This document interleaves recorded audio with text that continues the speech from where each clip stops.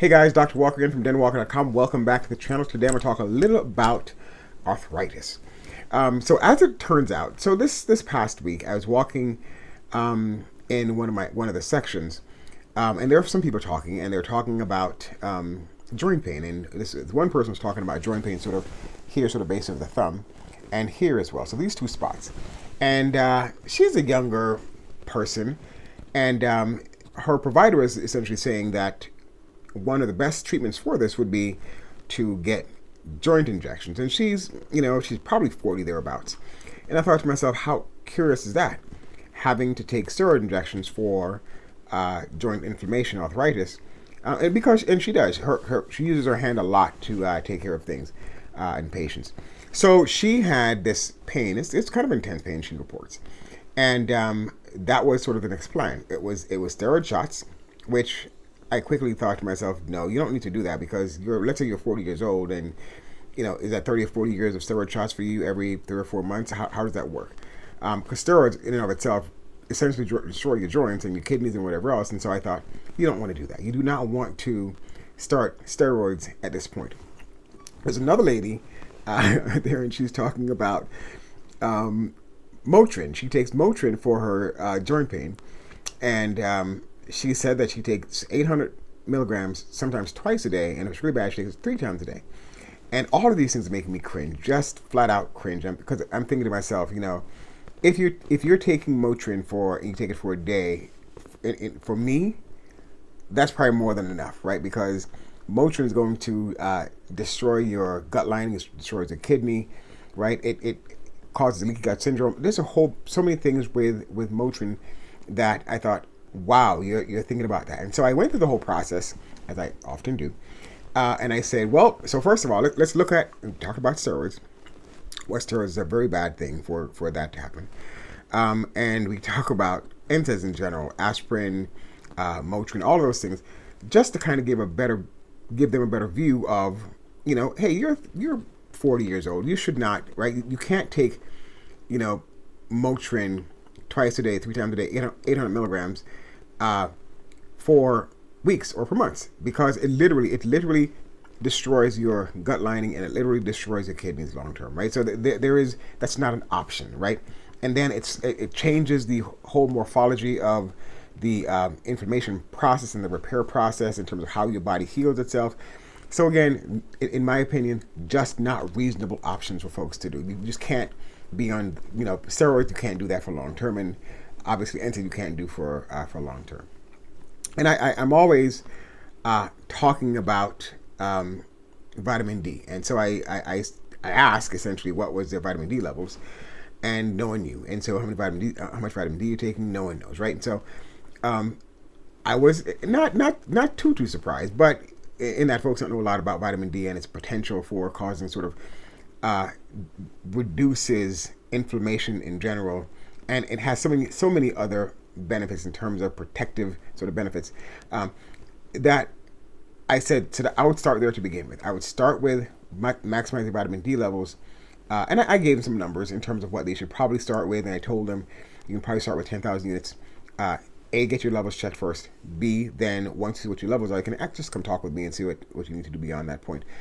Or if you want to, start with vitamin D, 10,000 units, and 200 micrograms of K2, because you can't do one by itself. It's D3, K2, and the other one is the magnesium, which tends to activate those vitamin D receptors. So those 3 things in combination. I said, first of all, you need to get those levels maximized first. And for me, I always tell folks, do not live down in the 20 or 30 nanograms per milliliter. Do not do that. You need to maximize your D levels, and those should be upwards of 80 nanograms per milliliter, right? That's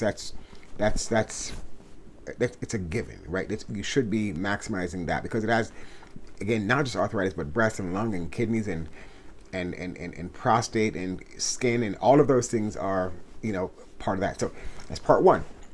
The other one I love telling folks about is castor oil. Castor oil is another one of those oils that we mix it. My wife and I mix it with a little bit of coconut oil, and for my knees when I do walk, sometimes I do 5 or 6 miles in a Saturday and a Sunday, and then Sunday afternoon my knees sometimes are crushing. So then I do put castor oil on my joint, and it helps to reduce the pain or the discomfort significantly. That's the other one. So D3K2 mag, and then the other one is castor oil. I'll talk about glucosamine for a second. Glucosamine is one of those things as well. It works for about half of the people that I know, right? And people will swear by it. They swear by it, and a long time ago we thought for many years that it was just essentially going and plugging up the holes. It made no sense then, but what it turns out to be, as we're finding out, is that it actually reduces the disorders associated with leaky gut syndrome. So fewer of those lectins bypass the gut material, and so your joint tends to correct itself, right, when it's not being attacked by lectin. So that's kind of how it actually works, and that makes more sense to me when talking about glucosamine. So that's the other thing. But perhaps one of the most important thing that you can take for just diffuse inflammation is turmeric curcumin, right? That thing works so well, and in fact, many reports you'll see tells you that it works almost as well as an Advil, 500 milligrams of Advil. That's how well that thing works. Now, and here's what I'll tell you.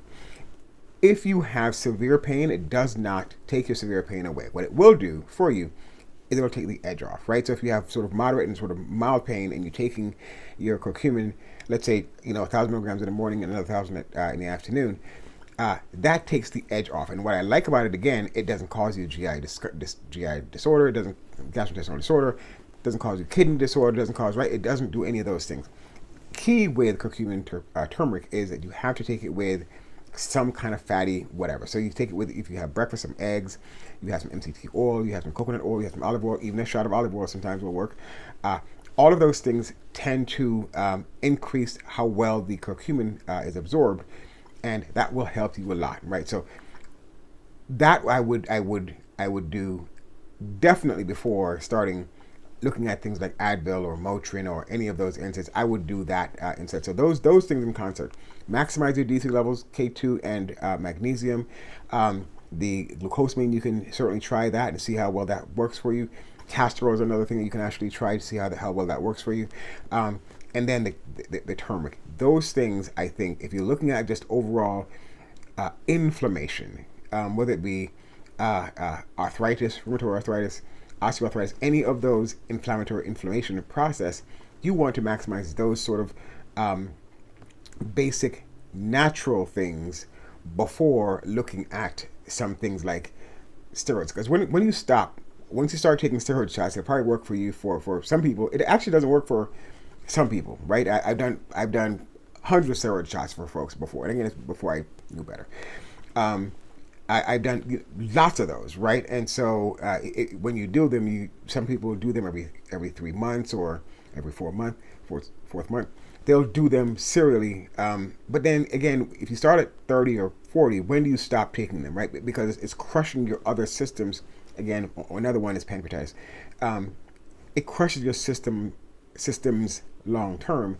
That's not really an option for you. And then Motrin, I just can't even imagine a person taking Motrin for months, right? You just don't do that. And a lot of folks don't know that.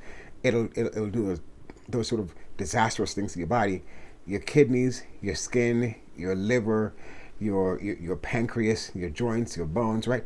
Those things are just not intended for long-term use. And I apologize for those of us providers, physicians who put a person on Motrin for 6 months, 8 months. I just, right?